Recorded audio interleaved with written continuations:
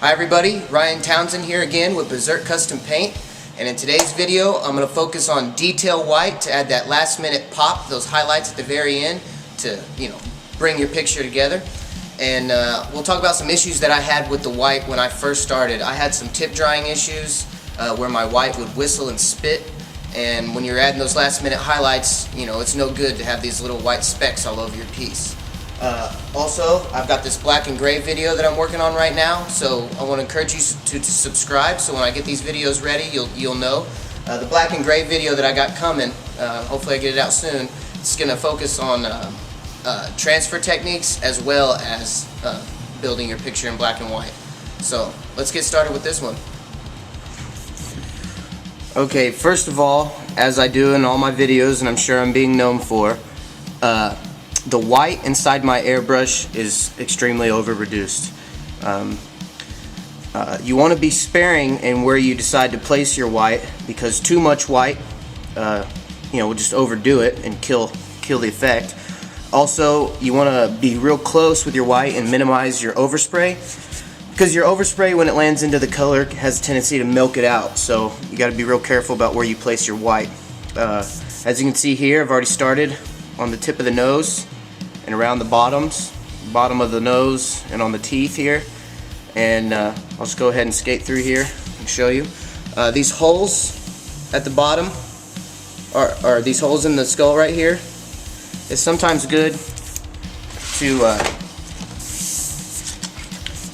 to throw a highlight at the very bottom, like right there. And when I'm doing the detail white, I really over reduce it. That way I don't get the tip drying issue that I was talking about earlier. And what tip drying is if you have too much air flowing over the paint on the tip of the needle there, sometimes it'll dry before it has a chance to leave the needle, causing it to clump up at the tip of the needle, and that's when you hear that whistling. If you've ever heard on your airbrush when you're trying to do little details, it'll just start whistling and then it'll spit. So what you want to do is turn your air pressure down and also reduce your paint more until you get the lines that you're after without the spitting.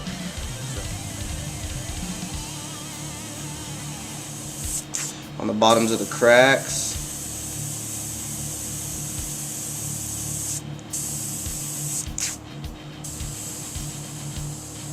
Sometimes on the cracks it'll catch a highlight right at the bottom of it. Just go ahead and throw those highlights in there.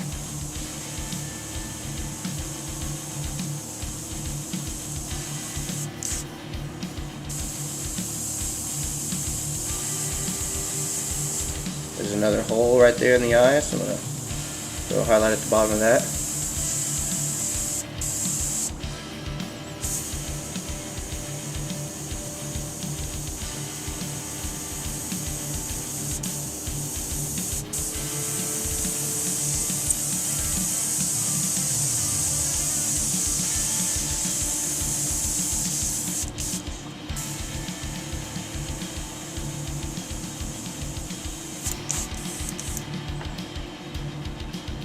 It's easy to overdo it, so be light at first,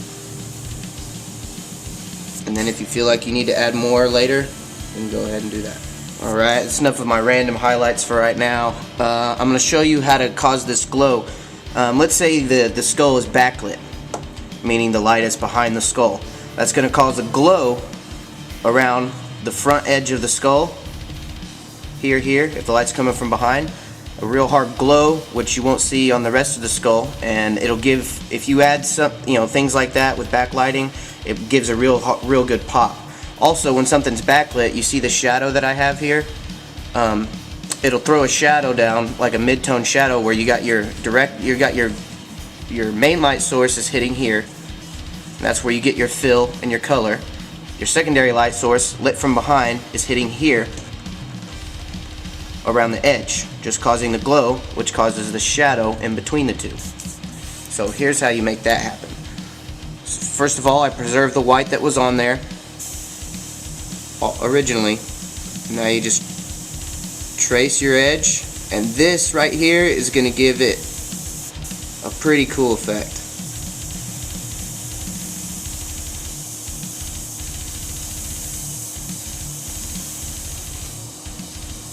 cracks a little bit. Just give my cracks a little three-dimensional look here. That way they're just not like a line running through the skull. Now you'll notice I have kind of a scribble technique. It's just the way I like to airbrush. I'm not real good at keeping my hands steady for long lines, so I scribble just like you would with, you know, when you're sketching something. Just scribble, scribble, scribble, and that also gives it a cool like texture when you do that. That's just my way of doing it. Everybody's different. And a lot of times you can play with your secondary lighting. Sometimes you can use candy to spray over the top of it, and you know, you can give it a color lit. Like if you have like a warm color on one side, you could hit it with a cool color on the secondary lighting, which will give it a cool color effect. In this case, and for this particular project, I'm going to use white just because I think any other color in this case would be too much. So I'm just going to use white.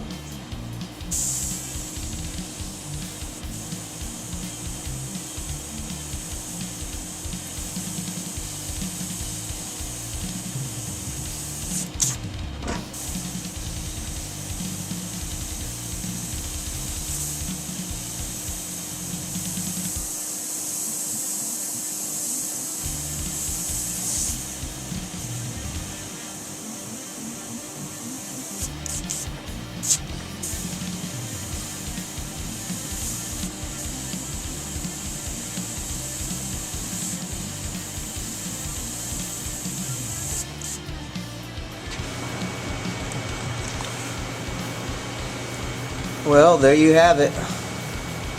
That's what just a little bit of highlights can do to pop your image out.